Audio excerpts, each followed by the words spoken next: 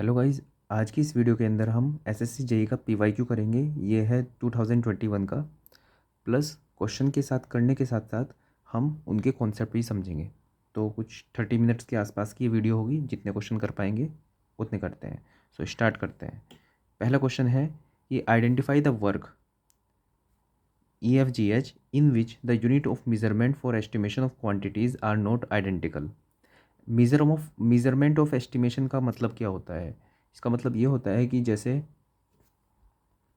कि आप कोई चीज़ नापोगे तो कैसे नापोगे। जैसे मान लो अर्थवर्क है।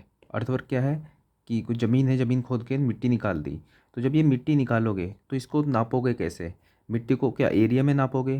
क्या आप इसको तोलोगे? नहीं। आप क्या करोगे, इसका मीटर क्यूब में इसको नापोगे। अर्थवर्क को हम मीटर क्यूब में नापेंगे। दूसरा, जैसे शटरिंग। शटरिंग क्या हुई? जैसे मान लो हमने कॉलम्स के लिए, कॉलम बनाने के लिए हमने जो रीइंफोर्समेंट हमने लगा दी।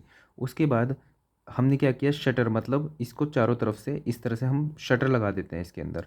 ये स्टील के या फिर जिसके भी होते हैं, उसके फिर हम इसके अंदर कंक्रीट डाल देते हैं।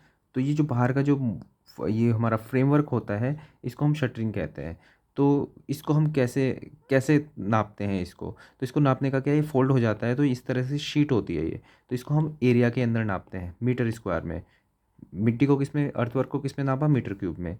अब आगे चलते हैं। जैसे हमारे पास स्टील की रोड है। जब हम स्टील की रोड हम मंगाते हैं तो हम उसको लेंथ में नहीं नापते, हम उसको किस में नापते हैं? क्विंटल्स में नापते हैं। ठीक है, कैसे होता है ये समझते हैं ज़रा। जैसे फॉर्मूला इसका होता है D² / 162 किलोग्राम पर मीटर। मान लो हमें 1 मीटर की रोड चाहिए, तो हमने 1 मीटर की रोड अगर जो मंगाई, ठीक है, 1 मीटर की रोड मंगाई तो 1 मीटर हो गया। ठीक है, हमें ये भी पता होता है, जब हम एनालाइज करते हैं स्ट्रक्चर को डिज़ाइन के लिए, तो हम देखते हैं कि डायमीटर इसका कितना होना चाहिए हमारे, ताकि वो सेफ रहे स्पेसिंग में और सभी चीज़ों में। ठीक है, तो डी मान लो 12 मिलीमीटर है। ठीक है, 12 मिलीमीटर पता चल गया हमें। पता चल गया कि इतनी लंबी रोड हमें चाहिए। तो हम यहाँ पे डालेंगे 12 मिलीमीटर, यहाँ पे 1। तो हमें पता चल जाएगा कितने किलोग्राम स्टील की हम ज़रूरत है। तो हम उसके हिसाब से उतने क्वांटल हम स्टील मंगा लेंगे। ठीक है, आगे चलते हैं। अच्छा, लेंथ की बात करें कि लेंथ कैसे देखेंगे। और अगर जब हम कोई भी चीज़ लेंथ में नापेंगे तो उसमें हम यूज़ करेंगे मीटर। ठीक है, इसकी कुछ एग्जांपल है, जैसे स्कर्टिंग। ठीक है, कॉर्निस। क्या होती है स्कर्टिंग? चलो इनकी इमेज दिखा देता हूँ आपको। तो स्कर्टिंग तो ये होती है, ये ज़मीन है, फ्लोर है, और फ्लोर के ऊपर ये वॉल है, यहाँ पे जो लगाते हैं इसको। अच्छा, इसको हम लेंथ के अंदर देखते हैं। इसको यहाँ पे एरिया या मीटर क्यूब में नहीं देख रहे हम, ये देख रहे हैं कितना लंबा जॉइंट है जिसके आगे स्कर्टिंग लगानी है। ठीक है, ये क्या है, यहाँ पे जॉइंट होता है तो यहाँ पे वाटर जा सकता है फ्लोर से, तो उसको कवर करने के लिए यहाँ पे हमने क्या लगाई? स्कर्टिंग। अच्छा, और ये जो ऊपर की साइड होती है, ये एस्थेटिक पर्पस के लिए हम लगा देते हैं। क्या होता है ये होता है कॉर्निस। ये भी मीटर के हिसाब से होती है। ठीक है, तो क्वेश्चन में हमसे यही पूछा है कि कौन सा एक है जो सबसे अलग है। देखो, जैसे टर्फिंग है, टर्फिंग भी एक तरह से कवरिंग होती है। जैसे हमारे पास turfing of bunds of canal, canal है, कैनाल के साइड है, एम्बैंकमेंट है। ठीक है, वहाँ पे इरोजन ना हो जाए तो उसकी पूरी कवरिंग की। तो उसको कवर करने के लिए हमने क्या किया, मान लो ये हमारे पास कैनाल था। ठीक है, तो इसके साइड में यहाँ पे सॉइल इरोजन ना हो, नीचे सॉइल इरोजन ना हो, तो यहाँ पे टर्फिंग कर देते हैं साइड में। तो ये भी क्या होगा, एरिया में ही होगा। ठीक है, लेंथ के हिसाब से नहीं, एरिया के हिसाब से होगा कि ये मान लो इसका साइड का ये है। ठीक है, इस तरह से क्रॉस सेक्शन है, तो इस क्रॉस सेक्शन पे, इस एरिया पे हम करेंगे तो वो टर्फिंग होगी। तो ये एरिया में होगा, मतलब इसका क्या होगा, मीटर स्क्वायर में। ठीक है, आगे है would work for door shutter. Shutter की अभी मैंने बात करी थी। तो ये शटर्स जो होंगे, शटर्स दिख गया कहीं पे भी, तो ये मीटर स्क्वायर में होगा। सेंटरिंग एंड शटरिंग, वापस से शटरिंग और फॉर्म वर्क एक ही चीज़ है, शटरिंग और फॉर्म वर्क। ठीक है, थोड़ा डिफरेंस होता है बस। तो ये सब तीनों के तीनों हो गए मीटर स्क्वायर में। आप यहाँ पे कॉमन सेंस का भी यूज़ कर सकते हैं, अगर जो यहाँ पे आपको बाकी चीज़ें नहीं पता। वेल सिंकिंग, वेल सिंकिंग मतलब वेल सिंक कर रहा है। और सिंक कर रहा है क्या, लेंथ में सिंक करेगा, एरिया में सिंक नहीं करेगा, वॉल्यूम में सिंक नहीं करेगा। कितना नीचे सिंक हो गया, मतलब सिर्फ एक लेंथ की बात चल रही है, मतलब एक डायमेंशन की बात चल रही है, मतलब ये मीटर में आएगा। तो इसका आंसर क्या है, ये मीटर स्क्वायर सब, ये सिर्फ मीटर में, तो इसका आंसर होगा एच। ठीक है, थोड़ा सा देख लेते हैं इसको। वेल सिंकिंग, ठीक है, नीचे की साइड जाएगा। Pile driving, grouting, cracks of joints, supply of pipes, skirting, cornings, ये सब मीटर में है। ठीक है, वाइट वॉश करेंगे मीटर स्क्वायर में करेंगे, वाइट वॉश। प्लास्टरिंग करेंगे, पॉइंटिंग करेंगे। ठीक है, ये सब चीज़ें इस मीटर स्क्वायर में हो जाएगी। टर्फिंग की बात हो गई, वुड वर्क, शटर्स की बात हुई, ये स्क्वायर मीटर्स में ही होगा। ठीक है, कितने नंबर्स करने हैं होल हमें, ठीक है, ये सब नंबर्स में आ जाएगा, देख लें आप एक बार इसको। ठीक है, एक्सकेवेशन कितना करेंगे हम, ठीक है, क्वायरिंग ऑफ स्टोन मतलब स्टोन्स को निकालना है हमें, ठीक है, कितना मीटर क्यूब स्टोन्स हमने निकाल दिए हैं, ये सब चीज़ें। और अभी हमने देखा स्टील वर्क जो होता है क्वांटल्स में होता है, हम उसे तोल के लेके आते हैं। ठीक है, आगे बढ़ते हैं नेक्स्ट क्वेश्चन पे। नेक्स्ट क्वेश्चन हमसे पूछता है कि टू स्टेटमेंट्स दिए हुए हैं, इसमें बताना है, करेक्ट ऑप्शन बताना है। पहला, as the compaction factor increases slump decreases. तो पहले कॉम्पैक्शन फैक्टर क्या होता है और स्लम्प क्या होता है, इन दोनों को अलग देख लेते हैं, अलग अलग। तो अब यहाँ समझते हैं कि स्लम्प टेस्ट और कॉम्पैक्शन फैक्टर टेस्ट क्या होता है। क्या इससे हम कर क्या रहे हैं, इससे हम वर्केबिलिटी नाप रहे हैं। वर्केबिलिटी क्या होती है, ease with which we can work with concrete. जैसे समझो कि मान लो शटर हमने अभी लगाया था, जैसे हमने अभी देखा था अभी, ठीक है, उसके अंदर हमने कंक्रीट भरा। अगर मान लो इसकी वर्केबिलिटी कम हुई, मतलब कि हमने इसको इसके अंदर डाला तो वो इतना स्टिफ था, मतलब इतना सख्त था कि जैसे हमने डाला तो बिल्कुल वैसे ब्लॉक की फॉर्म में यहाँ पे हो गया। तो कितने सारे वॉइड्स इसके अंदर आ जाएंगे, ये पूरा उस पर फैलेगा नहीं। ठीक है, तो ये दिक्कत आएगी। तो हम क्या करते हैं कि कंक्रीट हमें ऐसा चाहिए ताकि वो अपने आप कॉम्पैक्ट हो जाए, बिना किसी हेल्प के, बिना किसी वाइब्रेटर के, वो अपने आप कॉम्पैक्ट हो जाए और उसके अंदर वॉइड्स कम से कम बचे। ये हम ऐसी हम चाहते हैं वर्केबिलिटी हो। तो जितना ज़्यादा ये हमें कंपैक्शन नहीं देने की ज़रूरत पड़ेगी, उसके वॉइड्स अपने आप फिल हो जाएंगे, उतना अच्छा वो वर्केबल होगा। तो समझते हैं स्लम्प टेस्ट क्या है। ठीक है, फील्ड और लेबोरेटरी में दोनों में कर सकते हैं इसको। मीडियम टू हाई वर्केबिलिटी देखता है ये। एक तरह से इसको ऐसा समझो कि अगर मान लो हाई वर्केबिलिटी हुई, मतलब वो अपने आप ही कॉम्पैक्ट हो जाएगा, अपने आप फ्लूइड की तरह, ये मतलब फ्लूइड नहीं, लेकिन अपने आप ही कॉम्पैक्ट हो जाएगा, वॉइड्स कम रहेंगे। मीड और लो वर्केबिलिटी मतलब बिल्कुल स्टिफ होगा वो। आगे चलते हैं, इसके अंदर हम क्या करते हैं, कुछ ऐसा हम मोड लेते हैं, मतलब एक ढांचा टाइप का लेते हैं हम इसके अंदर। और इसके अंदर क्या करते हैं, हम इसको कंक्रीट को भरते हैं 4 लेयर के अंदर, 1 2 3 4। और हर लेयर को जैसे ही हम भरते हैं इसके ऊपर टैंपिंग करते हैं, मतलब इस पर मतलब इसको दबाते हैं। ठीक है, 25 बार उसको, मतलब ऐसे टैंपिंग रोल से ऐसे थपथपा सकते हैं। ठीक है, 4 उसमें करते हैं। और उसके बाद फिर यहाँ पे इसके 2 हैंडल होते हैं, इसको ऐसे ऊपर की साइड खींच लेते हैं। अब जब इसको खींचेंगे, ठीक है, तो खींचेंगे क्या होगा, ये कंक्रीट का हमने जब ये इसे खींचा तो ऐसे ऐसे हो जाना चाहिए था। लेकिन अगर ये वर्केबल ज़्यादा है तो क्या होगा, ये ढह जाएगा। ठीक है, तो ढहने के बाद मान लो ये ऐसा बन गया, तो स्टार्टिंग में इसकी हाइट जो थी इतनी थी मोल्ड के साथ, और ढहने के बाद ये इतनी बन गई। तो जो यहाँ से यहाँ तक की इसकी जो वैल्यू होगी, इसको ही हम कहेंगे स्लम्प वैल्यू। अगर इस स्लम्प वैल्यू ज़्यादा हुई, इसका मतलब कॉम्पैक्ट होने लायक है, मतलब वो इस तरह से ज़्यादा फैल जाएगा, तो मतलब ज़्यादा स्लम्प वैल्यू। ठीक है, मतलब हाई वर्केबिलिटी। और अगर जो ये ऐसा का ऐसा रह गया, स्टिक का स्टिफ रह गया, तो मतलब वेरी लो इसकी वर्केबिलिटी है। तो हमने देखा इस ये क्या देखा, स्लम्प टेस्ट, और स्लम्प वैल्यू क्या है, ये मतलब जितना ज़्यादा वर्केबल है उतनी ज़्यादा उसकी स्लम्प वैल्यू है। चलो कॉम्पैक्शन फैक्टर टेस्ट देखते हैं। इसके अंदर हम क्या कर रहे हैं कि हमने एक 2 होपर लिए, मतलब एक बाल्टी टाइप की है, ऐसे ऐसे रखी। उसके बाद इसके अंदर हमने कंक्रीट फिल किया। फिर यहाँ से हम इसका दरवाज़ा खोला तो यहाँ से आके ऐसे गिरेगा, मतलब इसके ऊपर गिरेगा, ये गिरेगा तो मतलब कॉम्पैक्ट होएगा थोड़ा सा। ठीक है, उसके बाद फिर हमने यहाँ से भी खोला तो इसके सिलेंडर को हमने भरा, इसको ऐसे मतलब डाल डाल के इसको कंक्रीट को हमने इसे भर दिया। भरने के बाद इसका वेट हमने लिया W1। ठीक है, W1 इसका वेट आया। उसके बाद हमने इसको खाली कर दिया, दोबारा से वही सिलेंडर हमने भरा, लेकिन इस बार हमने इसको बहुत ज़्यादा कॉम्पैक्ट कर करके भरा।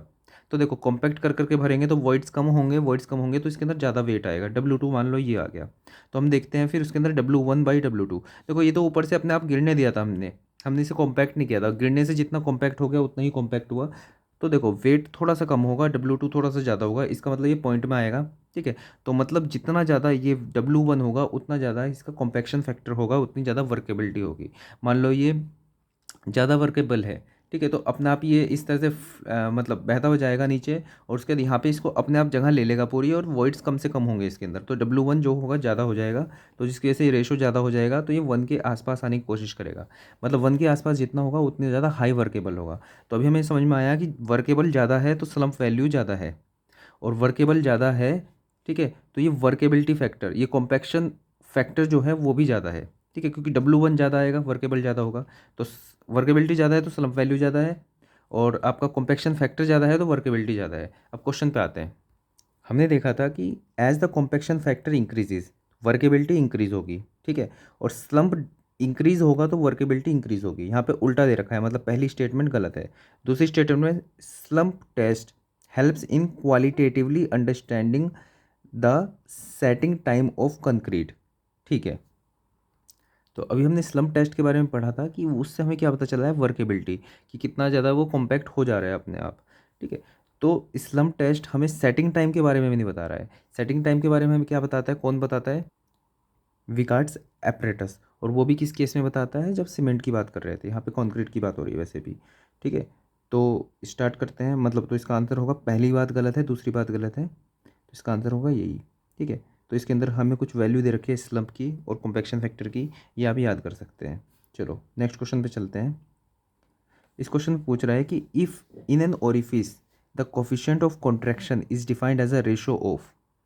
तो तीन चीज़ें पढ़ने को मिलती है हमें, क्या होती है, coefficient of contraction, coefficient of velocity, of coefficient of discharge. इनको समझते हैं क्या चीज़ है। जैसे मान लो हमारे पास ये एक बीकर है, इसके अंदर पानी भरा हुआ है और यहाँ से हमारे पास एक यहाँ पे होल है, और इसको ऐसे मान लो कि होल से यहाँ से पानी ऐसे जा रहा है। तो जब पानी यहाँ से ऐसे जाएगा तो ये कुछ इस तरह से जाएगा। ठीक है, जब यहाँ पे ज़्यादा एरिया से कम एरिया में जाएगा तो ये इस टाइप से जाएगा, और यहाँ पे ये जो एरिया होगा सबसे कम होगा, इसी एरिया को, इसी जगह को हम बोलते हैं वेना कॉन्ट्रैक्टा। ठीक है, देखो एक्चुअल एरिया इसका ये था ए, लेकिन यहाँ पे वेना कॉन्ट्रैक्टा की जगह पे यहाँ पे इसका एरिया ए सी हुआ। ठीक है, तो अगर जो कोफिशिएंट कॉन्ट्रैक्शन बोल रहे हैं कि कितना कॉन्ट्रैक्ट हो गया, तो कॉन्ट्रैक्ट कितना हुआ, ए सी, इतना एरिया हो गया, और एरिया है कितना था, इसको स्मॉल ए सी ही मान लेते हैं ए। ठीक है, कोफिशिएंट ऑफ कॉन्ट्रैक्शन मतलब कितना ज़्यादा कॉन्ट्रैक्ट होगा, इसको ऐसे समझो कि जितना ज़्यादा ये कम होगा। ठीक है, ए सी की वैल्यू उतनी कम, सी सी की वैल्यू उतनी कम। ठीक है, कोफिशिएंट कॉन्ट्रैक्शन मतलब जितना कम कोफिशिएंट ऑफ कॉन्ट्रैक्शन होगा, मतलब कोफिशिएंट ऑफ कॉन्ट्रैक्शन की वैल्यू जितनी कम होगी, इसका मतलब एरिया उतना कम हो गया है वहाँ पे। तो सी सी की वैल्यू ए सी के हिसाब से ही होगी। आगे चलते हैं कोफिशिएंट ऑफ वैल्यू। ठीक है, कोफिशिएंट वैल्यू क्या होगा, इसको भी इस तरह से ही कंपेयर करेंगे हम। तो सी को हम कैसे देखेंगे, सी जो होगी हमारे पास, कि देखो यहाँ से जो वेलोसिटी निकल रही होगी थ्योरेटिकल। ठीक है, एक होगा थ्योरेटिकल और एक होगा एक्चुअल। थ्योरेटिकल क्या होगा कि मान लो हाइट है ये, ठीक है, इस हाइट की वजह से यहाँ से जो वेलोसिटी निकलेगी वो निकलनी चाहिए √2GH। लेकिन ठीक है, और एक होगा एक्चुअल, जो यहाँ से इस जगह से वेना कॉन्ट्रैक्टा की जगह पे यहाँ पे जो वेलोसिटी होगी उसकी वो होगी वो वी एक्चुअल। तो V actual upon V theoretical, ये होगा हमारे पास क्या, सी वी। ठीक है, तो मतलब वी एक्चुअल निकालने के लिए हम क्या करेंगे, सी वी को √2GH से मल्टीप्लाई कर देंगे। तो ये होता है हमारे पास सी वी निकालने का तरीका। और तीसरा क्या होगा, सी डी डिस्चार्ज। तो वही तरीका होता है इसका भी, क्या होगा, Q actual upon Q theoretical. मतलब सिंपल सी बात है, एक्चुअल और थ्योरेटिकल में कितना वेरिएशन है उसको देखने का तरीका। कि एक्चुअल निकालने के लिए हम क्यू थ्योरेटिकल को सी डी से मल्टीप्लाई करेंगे तो हमें पता चलेगा क्यू एक्चुअल। तो एक्चुअल में वेलोसिटी थोड़ी कम ही होगी, लॉसेस होती है, सारी चीज़ें होती है, तो थ्योरेटिकल जो हम मान के चलते हैं उसको सी डी से मल्टीप्लाई कर देते हैं एक फैक्टर से। फैक्टर ऑब्वियसली 1 से कम होगा तो हमें एक्चुअल पता चलेगा कि हाँ ये थोड़ी कम ही आएगी। ठीक है, तो मतलब डिस्चार्ज जो हम देखेंगे यहाँ से एक्चुअली, वो जो थ्योरेटिकल हम निकालेंगे उससे कम ही होगा, तो इसलिए सी डी की वैल्यू 1 से कम ही होगी। तो हमने एक क्वेश्चन में ही तीनों की डेफिनेशन देख ली, तो अब तो बहुत इजी हो गया क्वेश्चन। कोफिशिएंट ऑफ कॉन्ट्रैक्शन पूछा है हमने, मतलब वेना कॉन्ट्रैक्टर पे जो एरिया है वो अपॉन जो उसका टोटल एरिया है। तो वेलोसिटी की बात नहीं कर रहे हैं, area of orifice to the area, ना area of jet at vena contractor to the orifice, ये हमारे पास आंसर होगा। देखते हैं कॉन्ट्रैक्शन, ऐसा ही है सब कुछ। अच्छा, सी वी की वैल्यू देखी है कि actual velocity at the vena contracta, तो theoretical velocity at vena contracta जो अभी हमने देखा। ठीक है, और सी डी जो होगा, हाँ एक फॉर्मूला और है। ठीक है, सी डी हमने अभी बता दिया था, लेकिन हाँ एक फॉर्मूला और है इसका।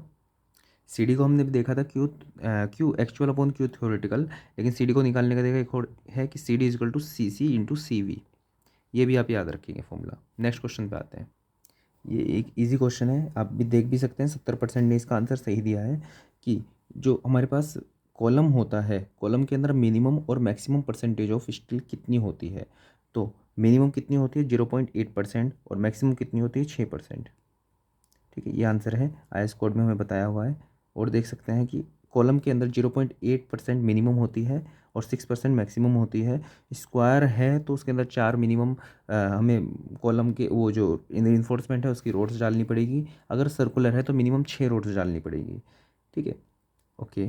और हमारे पास अगर जो बीम होता है ये, ठीक है, तो बीम के हिसाब से हम कितना देखते हैं, कॉलम है तो 0.8% ऑफ ग्रॉस एरिया, और मैक्सिमम होगा 0.6% ऑफ एरिया ग्रोस। अच्छा, ये मिनिमम हो गया, ये मैक्सिमम हो गया। और अगर हमारे पास स्क्वायर कॉलम है तो हमें 4 रिइंफोर्समेंट तो देने ही पड़ेंगे मिनिमम, 3 नहीं दे सकते।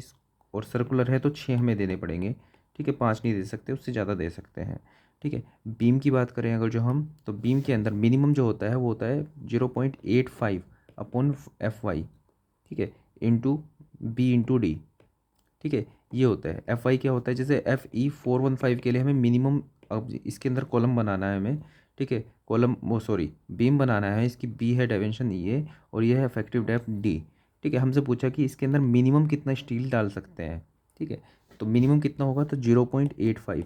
मान लो इसके अंदर स्टील जो डालना है FE415 का डालना है, तो 415 इंटू बी इंटू डी, ठीक है, इतना स्टील हम इसके अंदर डाल सकते हैं मिनिमम। मैक्सिमम कितना होता है, मैक्सिमम होता है 4% of B into capital D. Okay, चलो आगे बढ़ते हैं। एक चीज़ और बताई है कि जो डायमीटर होता है लॉन्गिट्यूडनल बार्स का, ठीक है, तो जैसे कॉलम है, कॉलम के अंदर लॉन्गिट्यूडनल बार्स लगे, ठीक है, वो होते हैं 12 मिलीमीटर से कम नहीं रख सकते उसकी डायमेंशन। इसको भी देख लेते हैं ज़रा। जैसे हमारे पास कॉलम है तो इसके अंदर जो मेन रिइंफोर्समेंट होगा इसको लॉन्गिट्यूडनल बोलेंगे, ठीक है। मान लो इसको हम साइड से देखें तो ऐसे, ये था हमारे पास कॉलम, तो ऐसे रिइंफोर्समेंट इस तरह से लगे हुए हैं। अच्छा, इसको बांधने के लिए चारों तरफ से जो लगेगी उसको कहेंगे हम लेटरल रिइंफोर्समेंट। इसकी जो हमारे पास वो होती है डायमेंशन, वो 6 मिलीमीटर से कम नहीं होनी चाहिए, ठीक है। अच्छा, और क्या है जो इनकी आपस में स्पेसिंग होती है ये, ठीक है, ये 16.5 से कम नहीं होनी चाहिए। 5 क्या है, 6 मिलीमीटर से, मतलब 6 मिलीमीटर हो सकता है और उससे ज़्यादा हो सकता है। 16.5 या 300 मिलीमीटर, या फिर सबसे कम डायमेंशन कॉलम की, ठीक है। मान लो ये D1 है, ये D2 है, तो D1 अगर जो कम है तो इतनी स्पेसिंग, ठीक है, इन तीनों में से जो सा सबसे कम है उतनी स्पेसिंग रख सकते हैं। आगे बढ़ते हैं। नेक्स्ट क्वेश्चन हमसे पूछा गया है कि एक 50 मीटर की टेप थी जिसको 2 मीटर आउट ऑफ लाइन रख दिया है, तो उसकी ट्रू लेंथ क्या होगी। इसको थोड़ा समझ लेते हैं। टेप हमारे पास क्या है 50 मीटर की, ठीक है, उसको 2 मीटर आउट ऑफ लाइन रख दिया, तो कैसे करेंगे। जैसे मान लो हमें ये था, ये नापना था हमें, ठीक है, तो हमने इसको 2 मीटर आउट ऑफ लाइन रखा और हमने इसको ऐसे नाप दिया। 50 मीटर की टेप से हमने नापा इसको, ये डिस्टेंस हमें नापना था ये, और 2 मीटर आउट ऑफ लाइन रख दिया, ठीक है। तो हमें कितना करेक्शन लगाना होगा, तो करेक्शन क्या हमें देख के पता चल रहा है कि करेक्शन नेगेटिव होगा कि पॉजिटिव होगा, ठीक है। इसको समझते हैं, करेक्शन और एरर क्या क्या होता है। जैसे मान लो हमने फॉल्स लेंथ नाप ली, ठीक है, हमने कोई लेंथ नाप ली, सही नहीं है, उसके अंदर करेक्शन लगाएंगे, ये हमें देखने में लग रहा है कि, तो क्या होगा, ट्रू लेंथ आ जाएगी। ये थोड़ा सेंसिबल सी बात रख ली है। दूसरी चीज़ क्या है, ट्रू लेंथ हमारे पास है, कोई सही लेंथ है, उसके अंदर हमने एरर जोड़ते हैं तो ही हमारे पास फॉल्स लेंथ आती है, ठीक है। तो इस तरह से आप इसको याद कर लेंगे, फॉर्मूले की तरह नहीं, इस तरह से याद करेंगे कि कुछ गलत में करेक्ट किया तो ट्रू लेंथ आ गई, कुछ ट्रू लेंथ में कुछ एरर ऐड किया तो फॉल्स लेंथ आ गई। तो इसमें उनसे पूछा है करेक्शन। देखो हमने 50 मीटर नाप दी, अगर हमने 50 मीटर नाप दी, सही लेंथ क्या है, ये हाइपोटेनियस है तो ये कमी होगी, तो करेक्शन तो देखो नेगेटिव ही आने वाला है। कितना आएगा, तो उसका फॉर्मूला ये होता है कि जैसे मान लो ये थीटा होता, दो तरह से समझते हैं इसको। मान लो ये थीटा होता तो ये वाली लेंथ कितनी आ जाती, मान लो ये 50 है तो ये आ जाती 50 कोस थीटा, ठीक है, 50 कोस थीटा। तो कितना करेक्शन होता, 50 कोस थीटा माइनस 50, ठीक है। करेक्शन कैसे निकालते, true length minus false length, पहले ये लिख लेते फिर true length minus false length करते।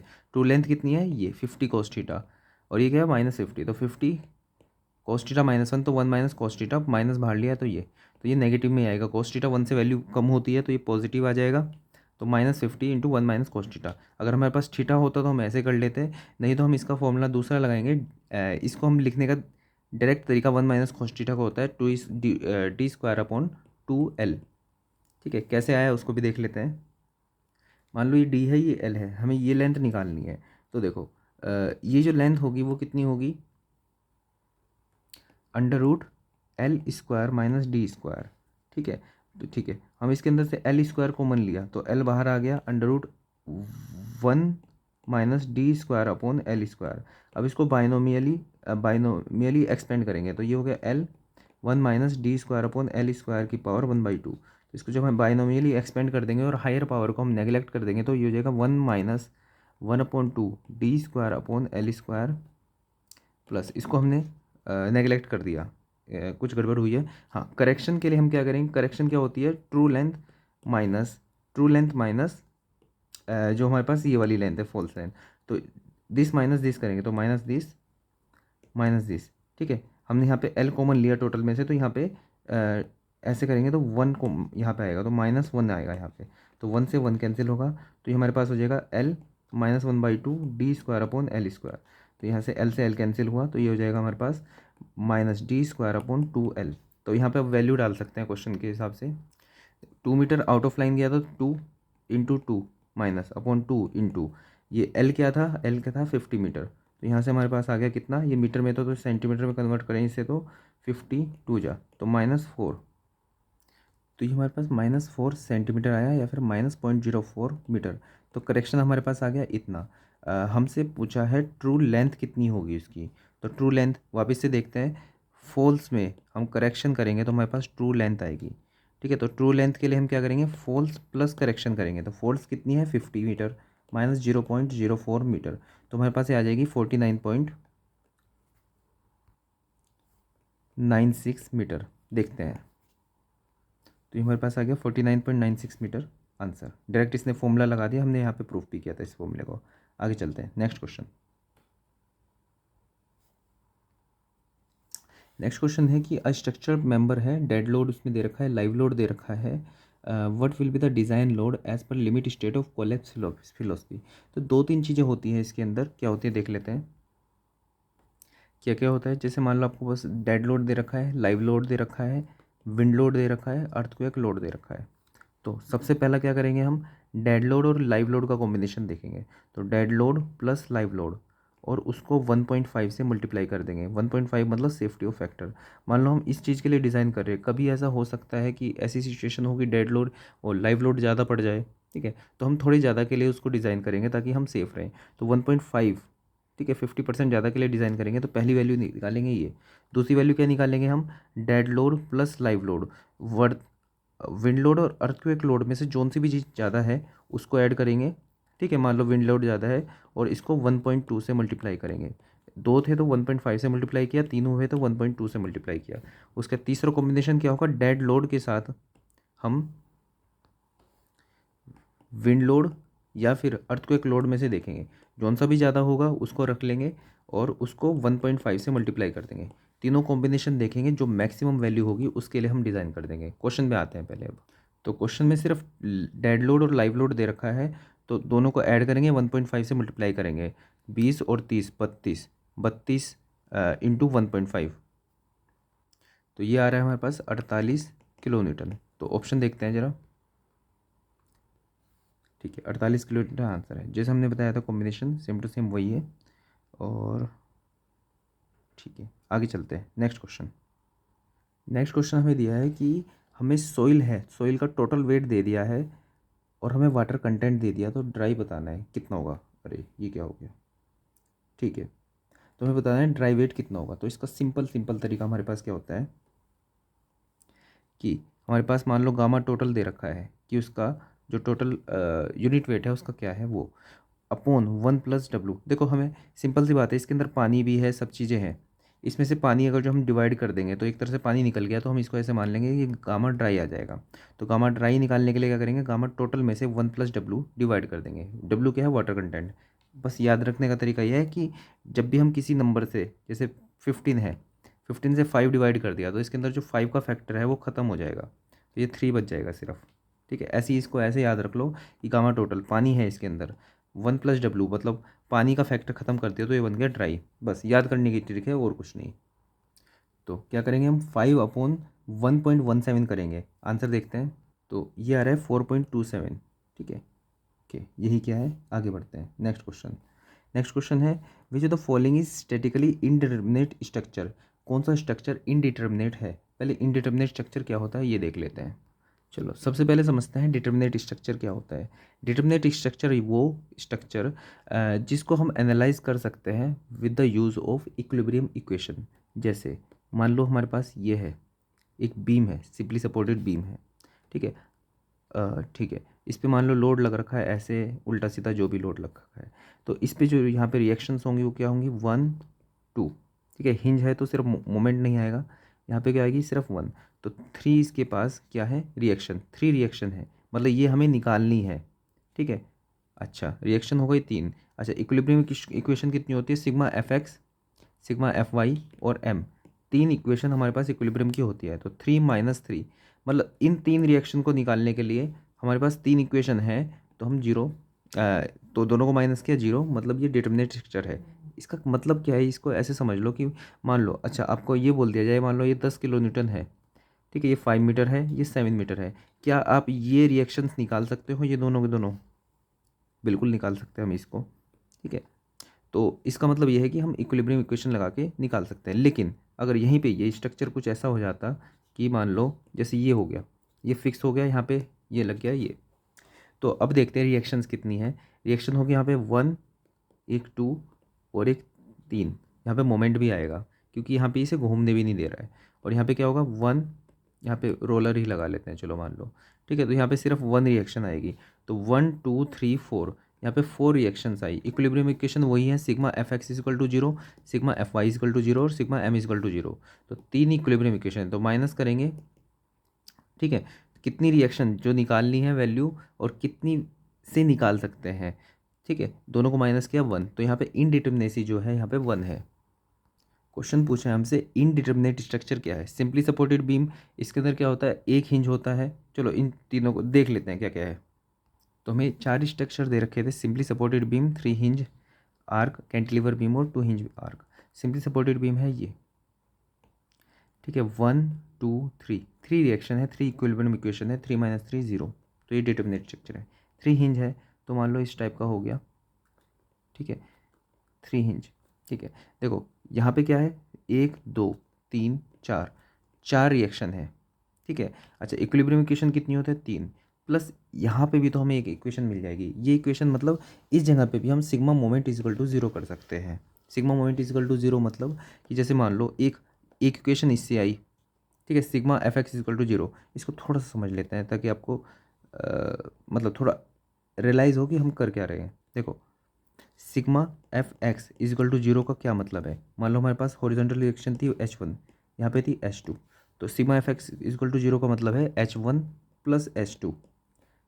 हॉरिजॉन्टल की साइड कोई फोर्स एक्स्ट्रा नहीं है, तो इसको रखा 0, तो एक इक्वेशन आ गई ये। ऐसी सिग्मा एफ वाई 0 करेंगे तो ये प्लस ये, यहाँ पे मान लो कोई आ रखी है वो 0। सिग्मा एम इजकल टू 0 करेंगे तो क्या करेंगे, इस पॉइंट पे मान लो हम मोमेंट 0 कर देंगे। ठीक है, मोमेंट 0 मतलब कि जैसे मान लो H2 है, H2 तो यहीं से पास हो जाएगा, मान लो ये, मान लो थोड़ा सा ऊपर नीचे होता, तो मान लो H इंटू ये distance, this into this distance, तो यहाँ पे हम मोमेंट 0 करते हैं। तो 3 इक्वेशन ही हो गई। प्लस अगर यहाँ पे एक और हिंज है तो हम क्या करेंगे, यहाँ पे इस हॉरिजॉन्टल डिस्टेंस को इससे मल्टीप्लाई। ठीक है, मान लो ये x है, ये y है, तो H1 इंटू एक्स बराबर ये क्या है, H2 इंटू वाई।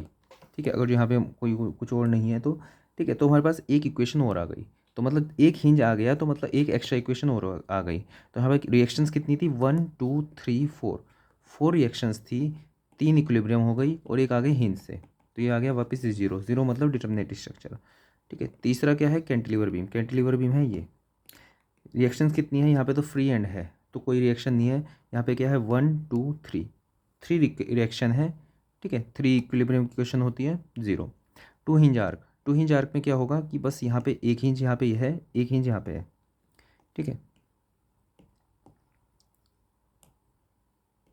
ठीक है, यहाँ पे एक हिंज यहाँ पे है, एक हिंज यहाँ पे है। ठीक है, तो यहाँ पे 1 2 3 4, 4 रिएक्शंस हो गई। ठीक है, माइनस इक्विलिब्रियम इक्वेशन है 3, ये आ गया 1। ठीक है, तो मतलब ये इनडिटर्मिनेट स्ट्रक्चर है क्योंकि पहले वाले में यहाँ पे हिंज था, यहाँ पे हिंज नहीं है। ठीक है, आगे बढ़ते हैं, तो इसका आंसर होगा 2 हिंज आर्क। ठीक है, आगे बढ़ते हैं, नेक्स्ट क्वेश्चन। अगले क्वेश्चन में क्या पूछता है कि हमारे पास एक स्क्वायर फुटिंग ऑफ कॉलम है जिसके ऊपर लोड जो है 1760 किलो न्यूटन का है। Safe bearing capacity of soil है 200, M20 हम ग्रेड ले रहे हैं कंक्रीट का उस फुटिंग में, और Fe415 स्टील ले रहे हैं। तो एरिया ऑफ फुटिंग बतानी है नियरेस्ट इंटीजर के पास। ठीक है, इसका डेटा नोट कर लेते हैं ज़रा पहले। तो डेटा हमने नोट कर लिया है। एक्चुअली में जब हम फुटिंग डिज़ाइन करते हैं तो जो लोड आता है ऊपर से, मान लो इसको P है। ठीक है, हम एरिया निकालने के लिए क्या करते हैं, इसको 1760 को थोड़ा बढ़ाते हैं, क्या करते हैं हम, इसको जो डेड लोड है वो 10% मान लेते हैं। तो इसका हम जो लोड मान के चलते हैं वो कितना मानते हैं, 1760 इंटू 1.1, 10% बढ़ा दिया तो हम लोड इतना बढ़ा लेते हैं। एक चीज़ याद रखो, स्ट्रेस जो होता है या फिर प्रेशर जो होता है वो होता है force per unit area. P जो है लोड, ये किलो न्यूटन में दे रखा है, ठीक है, ये क्या है 200 kilo newton per metre square, ठीक है।